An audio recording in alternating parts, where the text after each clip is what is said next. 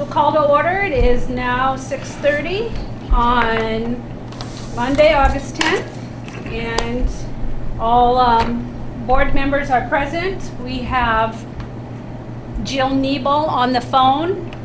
So with that being said, we will all stand, face the flag, and pledge allegiance. I pledge allegiance to the flag of the United States of America and to the republic for which it stands, one nation, under God, indivisible, with liberty and justice for all.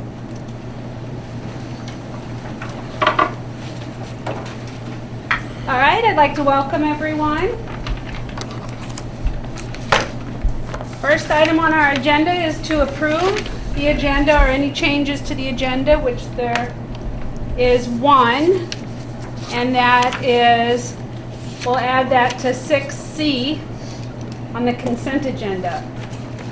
There's 3 bills today. And that is for Jostens, the expenses for $3,001.94.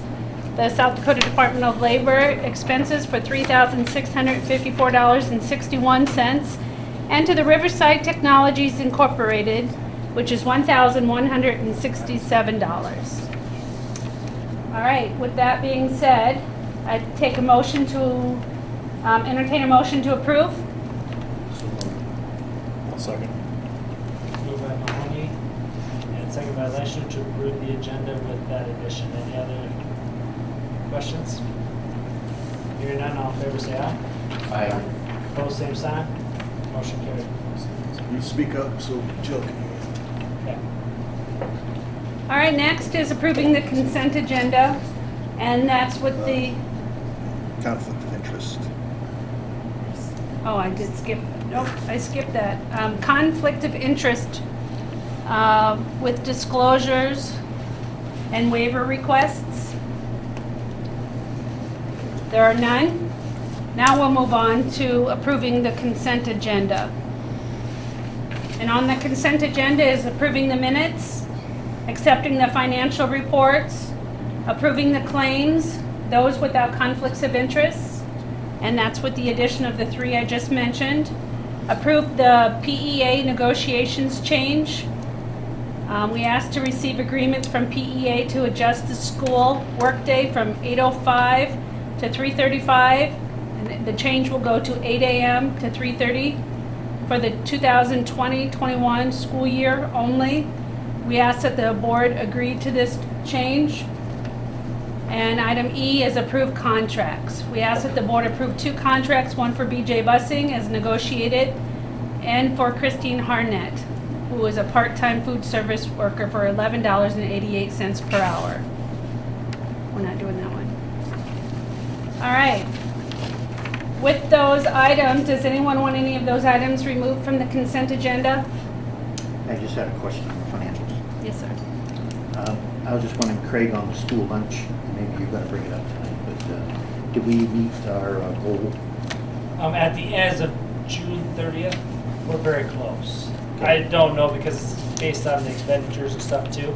Sure. We were very, very, very close. I think I did. I think we ended up transferring part of the custodial salaries that I talked about last month, and then also Mr. Yost, Mr. Norton, and myself salaries for delivering the COVID meals. And then with those food service workers, I had figured that we were about at 85, but now with the reimbursement in there, it's a little higher. You know, it shows the ending balance 76, so I think so. Okay. I Just think curious. we appeased them. Have we had any discussion with that? With the state on that? No, I did not. The annual report is due August 31st. So, All right, I'd like to entertain a motion to approve the consent agenda as read. So moved. I'll second. moved by Provo and seconded by Leishner to approve the consent agenda. Any other discussion? Hearing none, all in favor say aye. Aye. Opposed, same sign. Motion carried. All right, next on our agenda is correspondence or public comment. And seeing none, we will move on to good news items. From the high school end, our great news, I guess, we got a $15,000 grant through Monsanto and Bayer for greenhouse improvement projects and so on within that. Ms. Ackerman and myself sat down and we've kind of come up with a plan.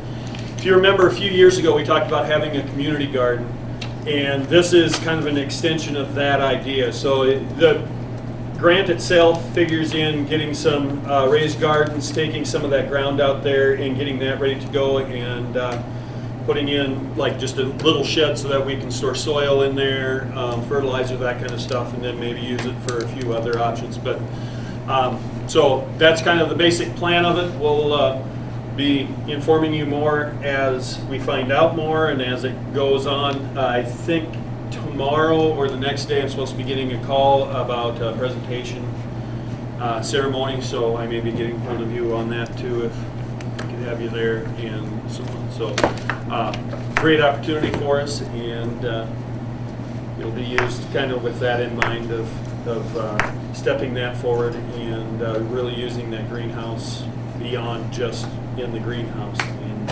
expanding that into the community. So. Great news. All right, there's nothing else, and we'll move on to staff reports. Sure. I've got a couple. Okay. All right. For the staff reports, first thing, if you remember last time I talked about removing the semester test policy. I kind of wrote this up in reference to that, just as an explanation with COVID where it's at and so on. We don't want to encourage students to come here while they're sick. And unfortunately, that policy, that was one of the side effects of it. It did some great things, but under the current system, it just doesn't work. So at this time, I just suggest we get rid of it. If we want to, we can look at a different policy maybe that works on some other sides, but I feel moving forward, not just because of COVID, but moving forward from this point, there's always going to be that reaction, and we need to be aware of it. So that's the first thing I have. I don't know if you need to do any motions on that or not, since it is a policy, but the next thing, I guess, one of the suggestions that came to me that I thought was interesting that I want to bring to the board is, do we start senior privileges earlier? With the idea that at lunches, half of them will be gone. We don't have any testing this year. A lot of times we try and tie it to testing. If they do well, we give it to them a little bit early. There's no testing data. Behavior-wise, they've been a good class, so I kind of want to know what your guys' opinions are on that, or wait a month and then maybe look at it, or just wait till quarter. To me, it doesn't make a huge difference, but it is something that fits to what we were looking at for trying to limit student contact with each other. So. Yeah, I guess as far as I'm concerned, we don't see any issues with it. I can't see not starting early. I don't. I guess my opinion would be is you don't know what you have yet other than previous years. I'd like to see you wait a month and see what comes into the school year, see how they're adapting, and maybe let's revisit it at the next, after you've had them in school for a little while and see how they're transitioning from all of the time they've had off with COVID over the last year and the summer, and let's see how they're doing. What is it normally? Either the end of the first quarter or end of the first semester, depending upon. It used to be end of the semester then to try and support the idea that we want those juniors to do their best on the Smarter Balance testing. If they did well, tried to get it in at the end of the first quarter. So farther than just time frame. They're just allowed to leave if they don't have. Oh, class. what are the senior privileges basically? First is during their study halls, they can leave campus. They basically have open campus, and during lunch. One of the things that I would definitely tell them that they would have to wait for is moving to the front of the lunch line. That's one of their favorite ones. They tend to walk a lot slower when they know they can get to the front of the lunch line right away, but that would be one that we would wait on. I'm trying to think, is there really anything else? That's pretty much it. The open campus is the big one for them. Yeah, so if they don't have any study halls, we let them go during SRB. Otherwise, they don't leave during SRB either. And then dual credits, they are here. So those are the main things that they get with that. You know, I'm just a firm believer that school's the best place for them to be at this age. Later on in the year, as they've earned their privileges, to let them have a little bit of freedom. It's one thing, but I don't like to start the year, I wouldn't like to start the year out with them thinking we're going to give it to them earlier. And I'll be 100% honest, I wasn't very comfortable in the first week or two anyway. But like I said, I'm open to it. I just wanted to get a general feeling before we got to that point in the school. So, all right. We're open I've got to it that. as well. It's just, I think Let's we should wait hold a off a little little while bit. and then kind of see where we're at with it. And I would like to revisit your last motion. I think Oh. we should take a vote on that. I think you should do that next month. Next month? Since it wasn't agended tonight, that way Okay. anybody can come speak to it if they wish. Okay, so add it back to the Yeah. agenda. I think you can tell the students what the intent is going in, but the board will be taking action in September. Right. Okay. Thank you. That sounds good. Thank you. Thank you. That's good. On the elementary side, not a lot to report. A lot of it will come up, during Mr. McIntosh's COVID update. A lot of the work that's been going on right now is involved with that, but fully staffed. Schedule is kind of ready to roll. So. Is that again, both on the elementary and the activities? Not on the activities, Okay. we'll kind of get there. All right. Yeah, but on the elementary side, we are fully staffed. So, yeah, ready to roll, I think, there. So, kind of the final meeting with SPED staff tomorrow, just to shore up our, all of our one-to-one and just kind of special assignments for our paras, and then kind of looking at that schedule too, because again, with our times, it brings some obstacles with it we haven't had to deal with, but just getting all hands on deck and making sure that we can cover everything that needs to be covered. So on the activities side, a lot of you probably involved, maybe some of you don't, they don't have athletes anymore, which is interesting, but our football and cheer are going well. Cheer just started today with their choreography camp. Football has been going strong here, and then we have parent meetings tomorrow night for volleyball and cross country. Golf started today also. Their parent meetings out at the course. So as far as coaching, we're good except for a head wrestling coach. We still do not have a contract for head wrestling. So put your feelers out. I think Mr. McIntosh and I will talk probably after tonight and open that back up again on the state site. Just to see what interest we get. So we'll keep after it here though. So, but everything else we're feeling pretty good about. We've got a good staff and really coming off the summer pretty strong.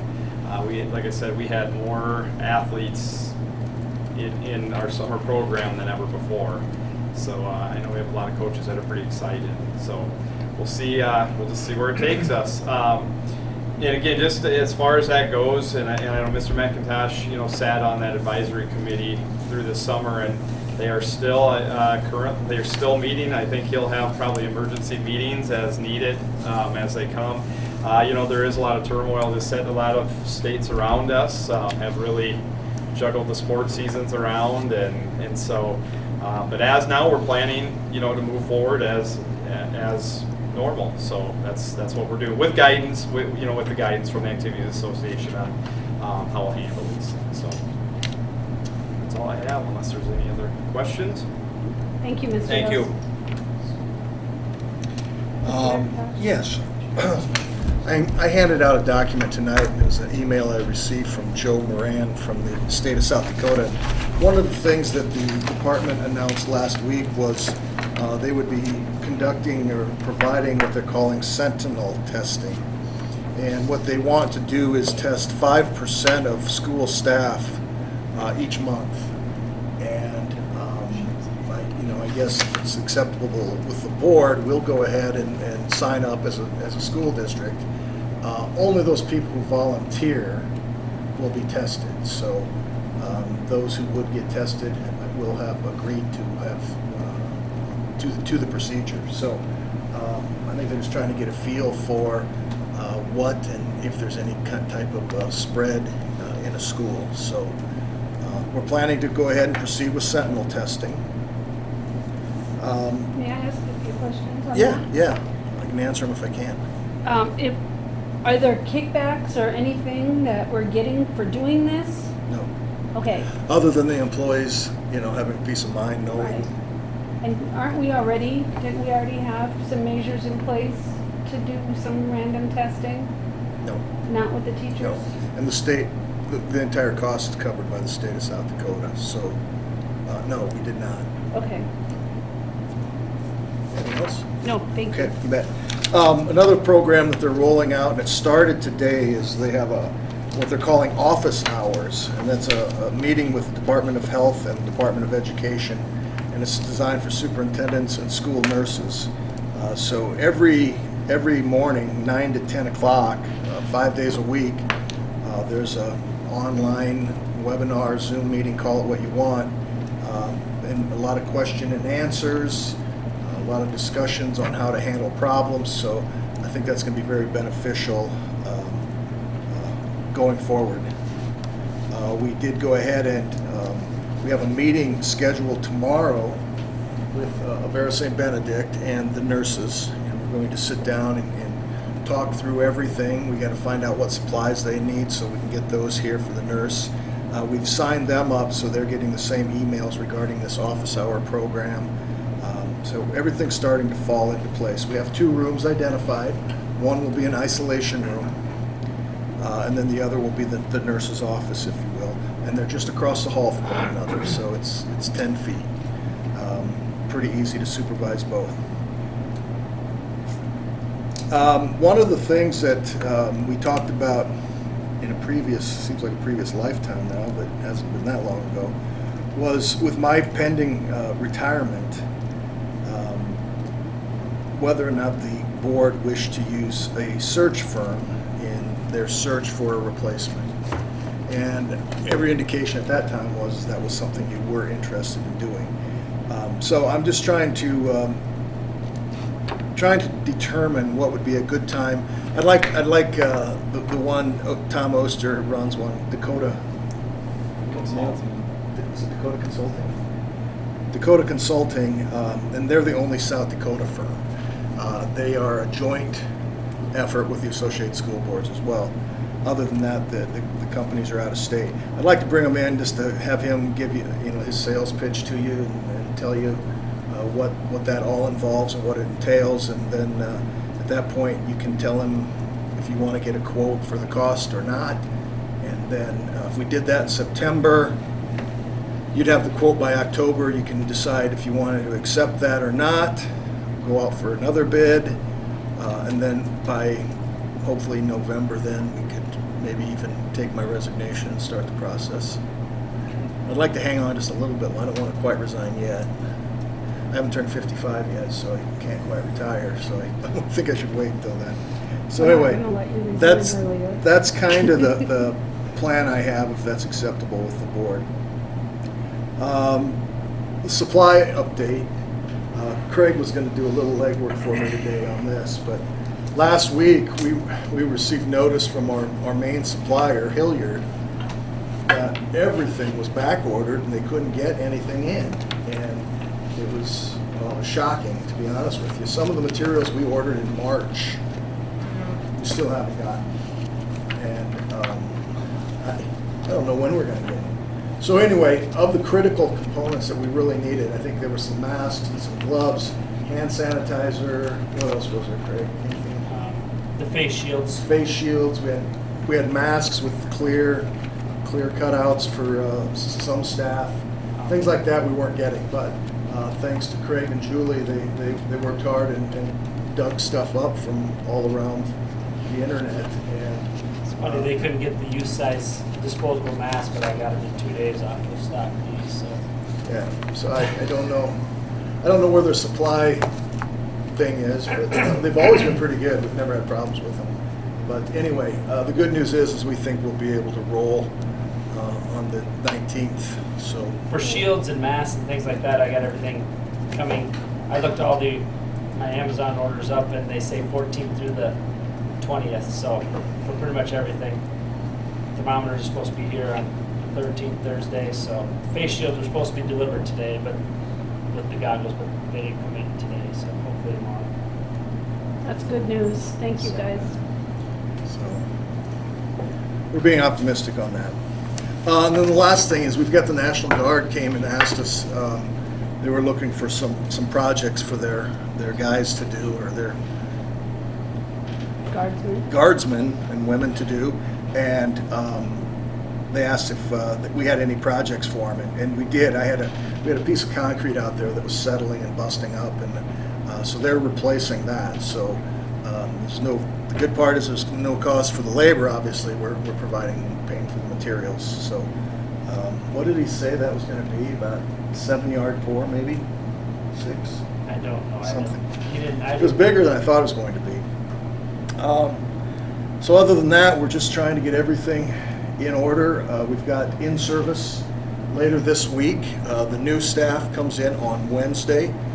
Mr. Norden and Mr. Bruning and Mr. Yost have put together a schedule for them. And 2 principals have put together an in-service schedule. You want to share real quick what's all in that, other than, Well, we're doing first aid, and then the hospital and the burial, we'll talk about that tomorrow at our meeting. They said a little bit too, just PPE equipment just used, so that'll be something for the staff, first aid. A big component is on the new technology, so on those swivels that we talked about past, so that'll be a big component. And then just in our staff meetings, I know in the elementary, also time so that our teachers, grade level teachers, can talk with the next following, just so we can identify gaps and find out where we need to start this year, from how we ended last year. So that's going to be a big component this year of how we get started. So the question was asked about swivels, whether they were in or not, and they are not. It was 6 to 8 weeks once we ordered them, so we're expecting them, and we still believe that's going to be the date, around September 7th. So we'll be in school for a week or so before the swivels came.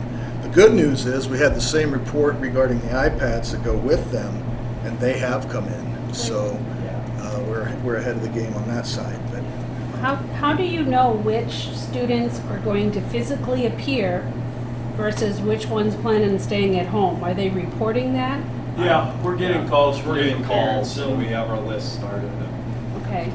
And so they'll just start without the online swivel thing? right, so I imagine we'll use Zoom technology or something like that to Initially? start the year. It'll kind of it'll be a different hybrid, but we'll definitely make it work. So it won't probably be the live component, but we'll make sure we have something in place. I know it's still early, but roughly, what are we looking at? Are we looking at, That's my question. a big number staying home versus coming in, or? I'm right around 6 students right now, but Okay. again, that's without a formal registration. Right. So we'll see that first. high school, junior high, about the same. Okay. So I didn't hear that. What did you say? About 6 in the high school and 6 in the elementary. Oh, okay, thank you. But Matt, you had something you were Well, following up? for the training, we do currently have 2 swivel robots so we can still do the training, Okay. on it, just, so at least we can see the technology and how it works. They won't have their own to play with yet, so. Okay. so. Well, great. Anything else, sir? No? Any questions before we move on? All right. On the agenda is the budget update. Mr. Bruning? This is going to be short because I talked to our auditors, and with the gear grant not known yet, they advised me to just go with what was published, because you're going to have another supplemental budget when you get the gear grant. Maybe if there's another one, we can do a supplemental budget prior to May. Usually we do one in May to cover if there's a few negative line items, but when we get the grants finalized and done, do the supplemental budget that month, then you can collect after that the reimbursements for them. Because that's what I was missing out of there anyway, was the ESSER grant, the $146,000. So that's what they advised me to do. So there's really no update to the numbers. It's what was published in July, and Perfect. we'll go from there. Thank you. right, now we'll move on to any action items. We have to approve claims, those with conflicts of interest. We have one bill where there is a conflict of interest, and that's for the city of Parkston. And I have the conflict because of my spouse. It's $1,444.59. So with that being said, I need a motion to approve. I'll second it. Moved by Mahoney and seconded by Prohl to approve the Parkston City Bill. Any other discussion? Hearing none, all in favor say aye. Aye. Opposed, same sign. Motion carried. McKean abstaining. Thank you. Next, we'll discuss the reopening plan, and I will defer that to you, sir. Thank you. So I think most of you have got a chance to see the green, yellow, orange, and red document. Now that's going to be a moving document. It's going to evolve and it's going to change, and things will be added to it as we proceed.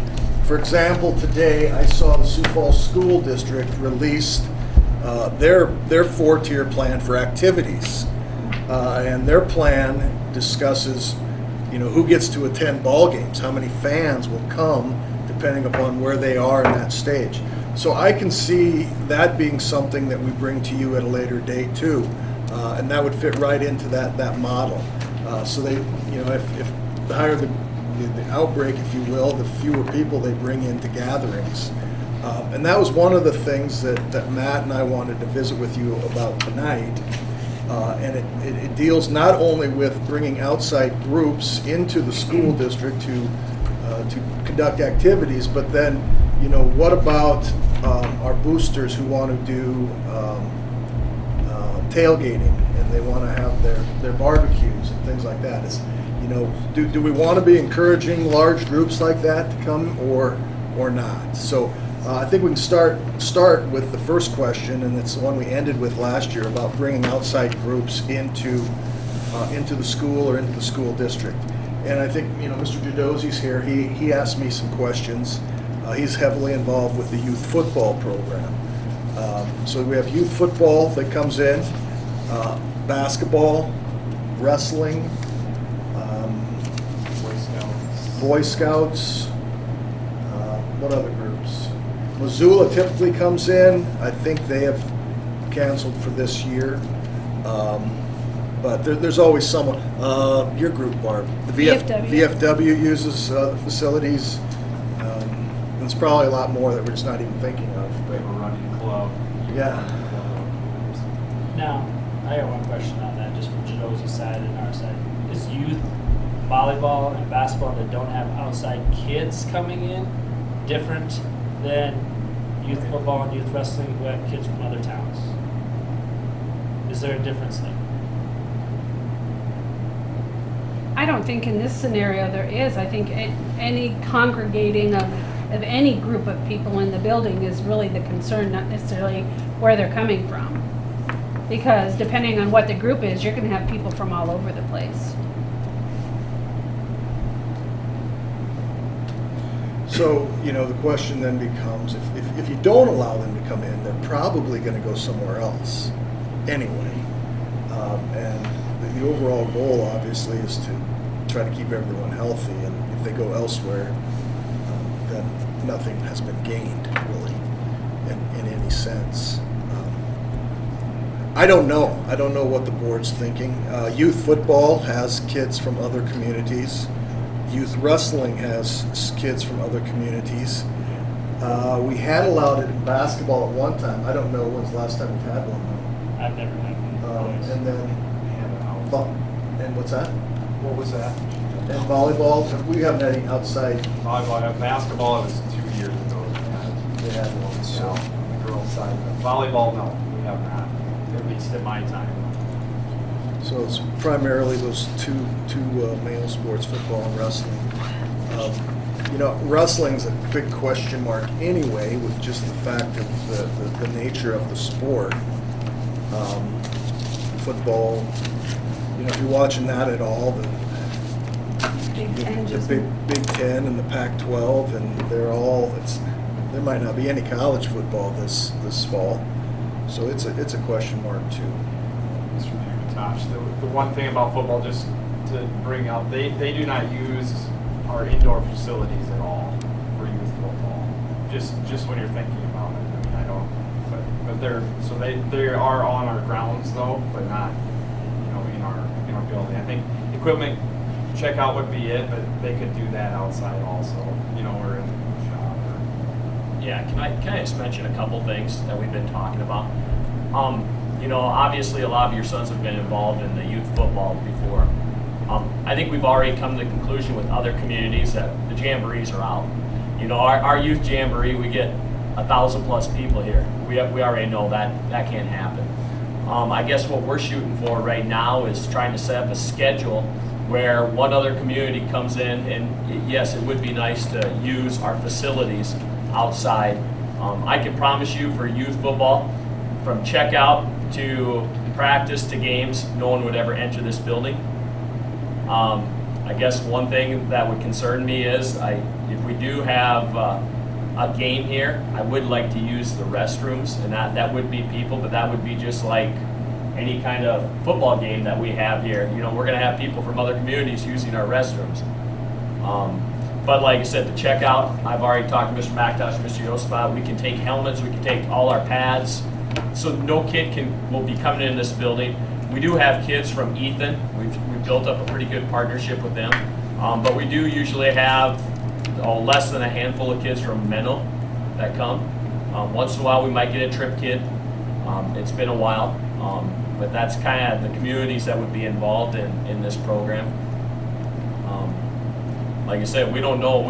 To be honest, by this time we've already had our registration, a couple weeks ago. And I told them, I said, we got to, every community is facing the same thing. It seems like, I told them, I said, I wanted to wait for you guys because you've been gracious enough to let us use the grounds for our young people. So I don't know what's right and wrong either, guys.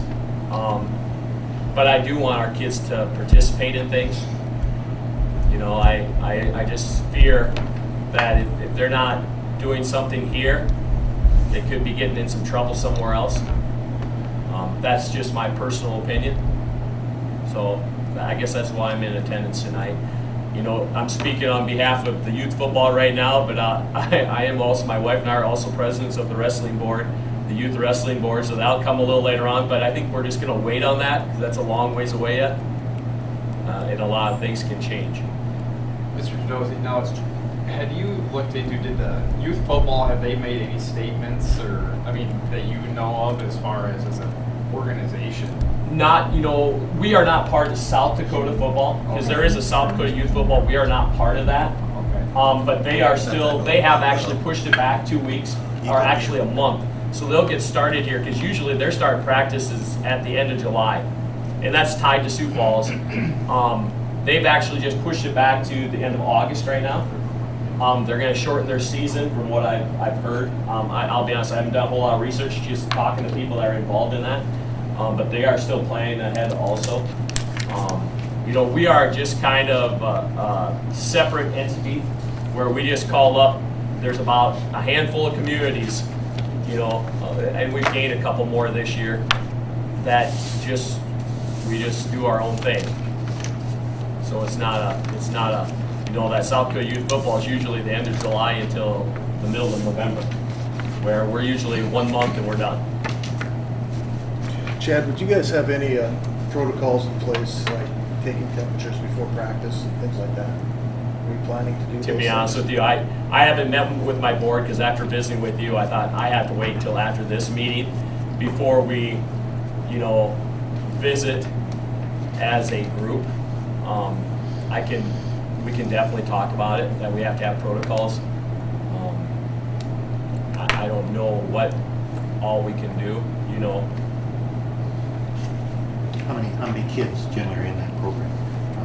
Generally, we're at that between 60 to 80 range. It just depends on the year.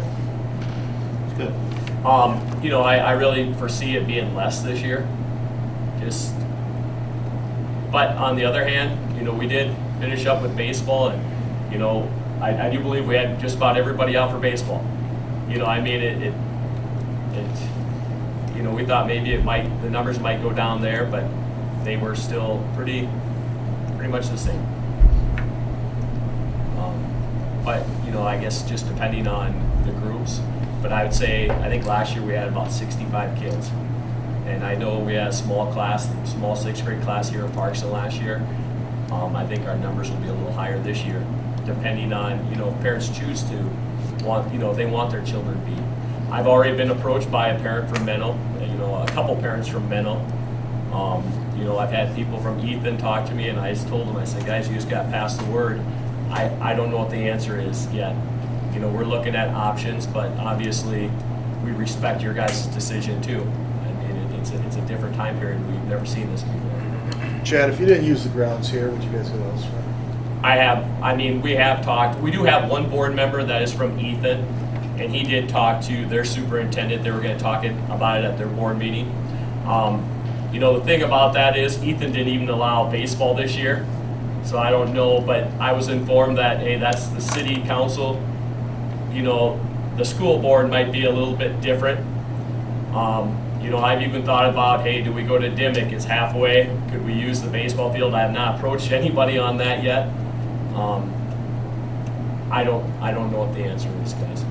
And the reason I ask that is, if they're gonna play anyway, do you make 60 parents drive an extra 10 miles just to have the same result? Yeah, I understand it's not school sanctioned, but there still are kids, the majority of them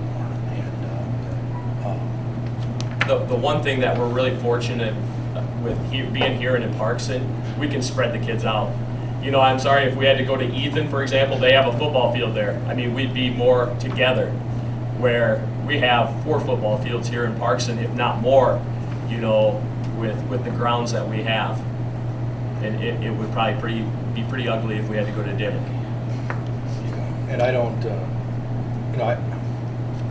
except for the tournaments and jamborees and whatnot, I don't view it as a whole lot as different than what we're doing with our high school and our junior high. So I mean, does it have to be a black and white, or can we just, tell them we'll proceed as we have and just kind of make the decision as we go? I think I'm kind of in Matt's camp, where we're talking to either other organizations like the BMI groups coming in. I think we continue that for the moment. And then as things happen or don't happen, I guess we will have to change course. We've been really fortunate in this area. Hope that continues. Had a good summer, certainly. Sport is out there, so I think we go ahead. I think as community spread occurs, or maybe it won't occur, hopefully, Right. but if it does, and we see it in the community and it's spreading, I think that's when you can maybe Correct. tighten down on things versus right now, we have no reason to believe, but we're not naive either. I agree. I think it's important for our kids, our youth especially, to have activities that they're involved in. I think it grounds them and gives them something to look forward to and hopefully keep them out of trouble. What Shane said is spot on. We really, I agree, we proceed forward, and as this pandemic changes, if it changes, we just keep our eye on it. One thing with the football, it was kind of mentioned to me, about the safety concerns outside. I don't know if kids touch the water thing when they drink, or is it just always free flowing? Well, they will be required to bring their own bottle. Right. And that's what we actually don't even have it hooked up. No. It's one Water. of the Activities Association things. Okay. Every kid's supposed to have their own water bottle. Right, good. So yeah, as long as we keep this pandemic in the forefront and do whatever precautions we possibly can, I say we offer the same services that we've always offered until we need to relook at it. That's great, and I can be involved with them just as far as the high school activities, so, just the guidelines for our current activities, just make sure that, their board's talking with us and we're following Yep. those same protocols. Jill, do you have any thoughts? No, I agree with everything. I think, I'd like to see them play too. Whoever, kids are going to be around each other. If they're there or they're somewhere else, they're going to be around each other anyway, or they'll find another way to do it. And, I think it's important to have the activity, so I agree. Thanks, Jill. Jim? Do you think this is gonna change the custodial staff, will put more pressure on them, too much pressure on them, not change that much? I don't think I'd see any change because we've operated with it already and really outside. You know, again, and even if we do have those groups inside, that following day after, because they never use our locker rooms, it'd only be like the restrooms on those sides. So that's part of their normal protocol anyway of cleaning and things, you know. And really, our head coaches, to be honest, a lot of that comes out, especially I'm thinking basketball right now. They're the ones that deal with all finding the balls and doing that. And I think, I don't want to speak for them, but if you would ask them, I'm sure they're okay with that, if we can, you know, continue the use, you know, having those activities. I wouldn't anticipate much of a strain at all. Good question. Thank you. Any other discussion? Do we have what we need? Yes. Do we need any motions? No? All right. Next item is consider the approval of handbooks. The principals have included in the packet the respective handbooks. Any changes from previous years were highlighted. Hopefully everybody's had the chance to look those over. Does anybody have any inputs or questions? Matt? I have a couple questions, and maybe it's just from being new, but in the elementary handbook, there's a section titled School Opening and Closing, and it states that the student help session runs from 3:15 to 3:45, but the work day ends at 3:30. Is that right, or is that? No, that's great, and it's as appointment, you know, it has to be set up with the teacher. Okay. Yeah, on appointment. So I put that in there. Now, some of those, to be honest, Matt, I just foresee, and we have that in there, so really, if a child needs it, and I have a staff member that can't stay, at least it holds the child accountable to be there, and I'll just, you know, I'm here. So yeah, Okay. That's a good question though, and we just kind of have it in there, so it's more accountability for the families, so that they know that we could keep them there Sure. if needed. Okay. Yeah. And the second thing I have was, there was a section in the high school handbook about computer tablet checkout, but there's nothing in the elementary. Is that something we need to add if we're gonna send tablets home with kids? That's interesting that we have, you know, they don't get checked out individually, you know, on our high school end, so I was thinking if they're. we if do everybody's send them home. Yeah. That's, My question to that is, that's an emergency response to something versus that's our standard operating procedure, so to speak, where the handbooks deal with this is what is expected within a normal year.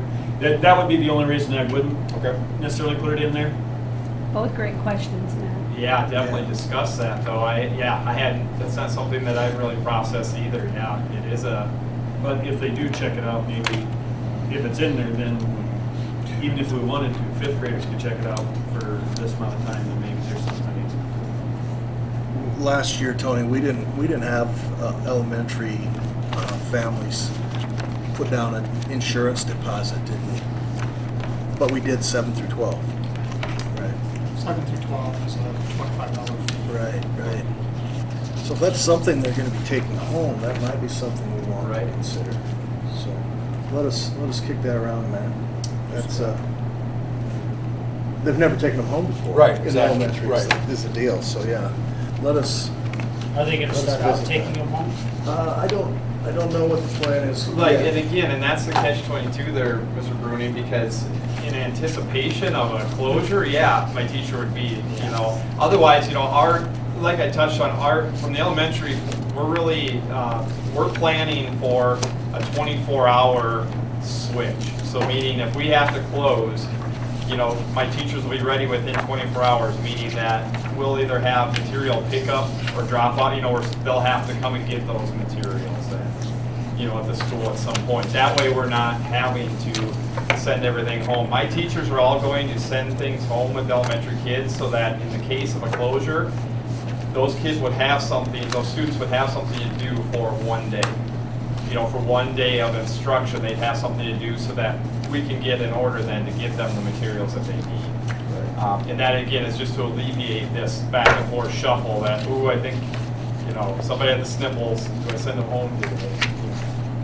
Type of reaction. Tony, did we have a lot of problems with the ones that came back last year from the elementary? Just probably 2 or 3. Yeah. That's good. Which is Fixable. Yeah, for little kids, that's awesome. Yeah. Yeah, my biggest concern wasn't so much Chromebooks, is getting back power supplies, Yeah. because those are easily misplaced.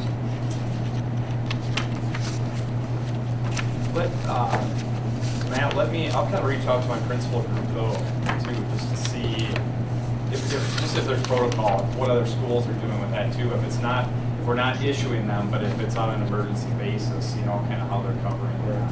Harrisburg does, you have to pay a fee.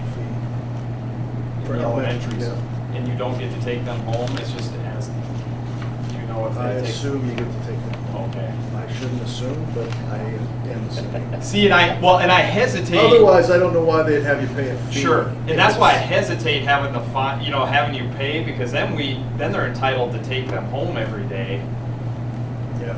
or they need it, you know, and then we deal with elementary kids trying to remember to bring their Chromebooks back every day, you know, so Right. but We'll kick it around. yeah, yep. Yeah, Matt, good do you insight though. Have That's- anything else? No? All right. Great questions. Yeah, they were. All right, is there anything else on the floor? Otherwise, we will adjourn at 7:15. Do you have to approve a motion to approve the handbooks or no? Yeah, I think typically the board approves the handbooks, just so that they. Okay, so on item C then, approving the handbooks that the principals included in the packet, I need a motion to approve. So moved. Moved by Leishman, second by Mahoney to approve the high school and the elementary handbooks for the 2021 school year. Any other discussion? Hearing none, all in favor say aye. Aye. I, Jill is still there. She Opposed, scared- same sign. She scared me.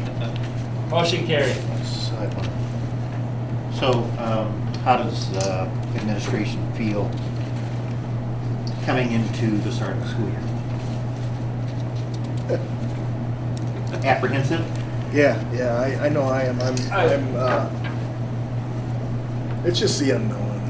You know, you don't know what to expect or when to expect it, and you know what kind of reactions are we going to face? You know, it's just so many unknowns, and of course that brings anxiety to me because I like knowing what's going to happen and being able to plan, and you just can't plan for something that you don't know what you don't know. So that's how I feel anyway. But other than that, I think we're ready to go for what we know. I can't speak for the other guys. It feels, just where my work and so on, I feel like I'm ahead, but I feel like I'm way behind all at the same time. You know, some of the stuff I have done now that I haven't had done at this time, but yet, like Ms. Ragntosh said, I just don't know, and there's going to be so much different, so many things that we're going to be trying to sort out that you normally don't, that it is what it is. We just gotta stay What I've been flexible. living on. And that's the biggest thing with me. I echo what they were saying, but I've never relied on my staff as much to be flexible. You know, there's a little bit, you know, that you always, you know, hope, but now I'm relying on my staff really to, you know, team up with us and be flexible, because it's just that unknown piece. And they could be big unknowns, you know, that's the thing that could have huge impacts on just our quote unquote normal processes. So, yeah. You know, and I have to say, I am so proud and pleased with our staff, because we truly have the best teachers. We do. You don't hear anybody complaining. Nobody's complaining, you know, from all of what we went through with COVID. They've all just jumped in, and they continue to do so. And so, you know, we as a community are very blessed. So, Yeah, I'm very thankful too. yep. Hey, one quick question. Just tailgates. I need to give a little direction to the booster club. I think we operate as normal, they say. So, okay. Yep. Until we need to make adjustments. Okay. Okay. Sounds good. Yep. I just wanted clarification to make sure, because they're having a meeting tonight. So. Great. All right. Well, if there's nothing else, I need a motion to adjourn. It is 7:20. And we deserve this, because we went until like 11 o'clock a couple weeks ago. So, So moved. thanks, Matt. Moved by Leishman and second by Mahoney to adjourn at 7:20. Any other discussion? Thanks, Hearing Jill. none, all in favor, say Yes, have a aye. good night, Yeah, guys. thanks, Joe. Opposed, same sign. Motion carried.